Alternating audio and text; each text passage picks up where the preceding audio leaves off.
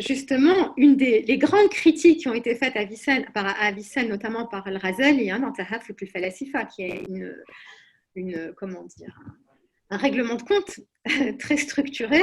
L'un des points de ce règlement de compte, c'est ça. C'est comment tu peux dire que Dieu ne connaît pas le particulier. Bon, là, aujourd'hui, j'ai essayé d'être générale. Dans le travail que je viens de faire sur la prophétologie, je montre que c'est beaucoup plus complexe et que par une doctrine de causalité secondaire extrêmement complexe, Avicenne arrive à faire que la providence divine atteint le monde.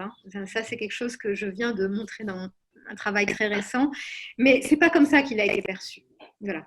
Et justement, Razali une des grandes choses, c'est ça, la résurrection et ça. Comment tu peux dire que Dieu ne connaît pas le particulier? Alors, c'est plus Dieu. Ton Dieu, c'est un Dieu ce qu'on appelle le Dieu des philosophes. C'est le Dieu des philosophes, c'est le Dieu qui est abîmé dans la contemplation de lui-même. Il n'y a pas plus beau que l'essence divine. Dieu a autre chose à faire que nous contempler. Nous, il se contemple lui-même. C'est ça le Dieu des philosophes. Et ça jusqu'à très tard dans l'histoire de la pensée classique occidentale. Le Dieu des philosophes, c'est ce Dieu-là.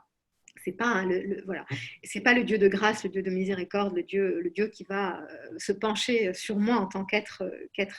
Et donc justement, Avicenne sera très attaqué là-dessus, très attaqué là-dessus. Voilà. Donc on peut pas.